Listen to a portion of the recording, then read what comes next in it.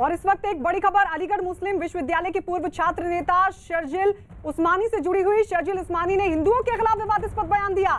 शर्जिल ने यह बयान 3 दिन पहले महाराष्ट्र के पुणे में आयोजित एल्गार परिषद के कार्यक्रम में दिया। कार्यक्रम के दौरान शर्जिल उस्मानी ने जहर उगलते हुए हिंदू समाज के खिलाफ उकसाने वाला बयान दिया। शर्जिल ने हिंदू समाज पर कई गंभीर आरोप भी लगाए। शर्जिल ने अपने भाषण में कई ऐसी बातें कही जो बेहद आपत्तिजनक हैं और जिसका कुछ हिस्सा आइए आपको हम सुनवा सकते, लेकिन कुछ हिस्सा तो हम सुनवा ही नहीं सकते।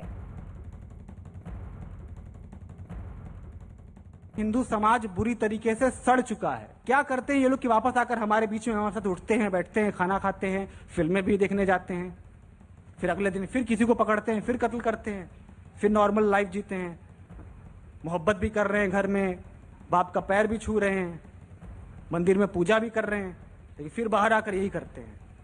जिसको इस तरीके से नॉर्मलाइज कर दिया है, इस तरीके से आम बना दिया है कि लिंचिंग हो रही है, कोई बात नहीं।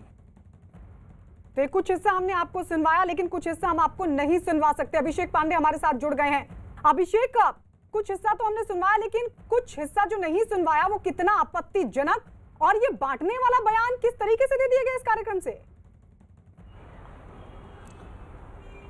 देखिए गायत्री, काफ़ी आपत्तिजनक बयान है और ख़ास करके ऐसे समय में जब एक बार एल्गार परिषद का मामला सामने आने के बाद फिर उसी एल्गार परिषद से ख़ास करके अर्बन नक्सल जैसा शब्द ईजाद हुआ था और उसके बाद इन्वेस्टिगेशन चल रही थी। उस समय पिछली सरकार थी और एक बार फिर इस तरीके का एल्गार परिषद वही पुणे में हुआ है और उसमें हिंदुओं को लेकर के जिस तरीके आस्था पर चोट पहुंचाने की कोशिश की गई, जिस तरीके से उनके लिए अपशब्दों का इस्तेमाल किया गया, उससे कहीं न कहीं बीजेपी आक्रामक है और उसको लेकर के कल बीजेपी के युवा मोर्चा ने जाकर के डीजीपी से मुलाकात की थी और उसके बाद आज बीजेपी के कई विधायक अतुल भातखलकर के नेतृत्व में और तमाम सारे लोग पुलिस स्टेशन जाकर के उनके खिलाफ एफआईआर की मांग कर रहे हैं, क्योंकि उन्हें पता है कि ये मामला काफ़ी संगीन है और ऐसे समय में महाराष्ट्र में महाविकास अघाड़ी सरकार है और उसको न केवल हिंदुओं की भावना के आधार पर बल्कि उसको सरकार के ऊपर भी एक कुठाराघात करने का एक मौका मिलेगा।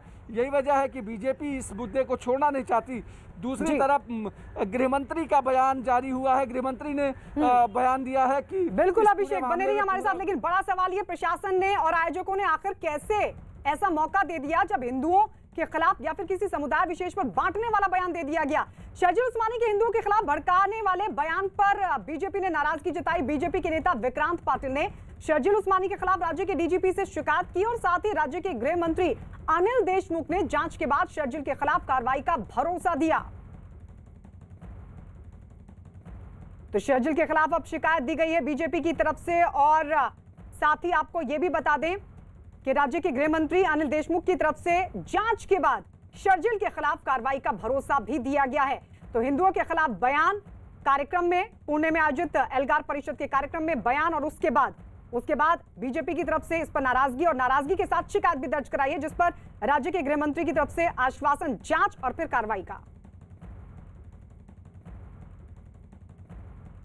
बीजेपी नेता राम कदम ने शर्जिल के खिलाफ कड़ी कार्रवाई की मांग की और साथ ही उन्होंने 3 दिन बाद भी इस मामले में कार्रवाई नहीं होने पर राज्य सरकार को भी घेरा है।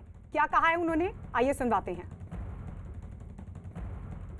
जब से महाराष्ट्र में शिवसेना और अन्य 2 दलों की सरकार आई है, तब से विगत कई दिनों में हिंदू समाज, हिंदू धर्म को अपमानित करने का दुर्व्यवहार लगातार चल रहा है। 3 दिन पूर्व पूना में एल्गार परिषद हुई।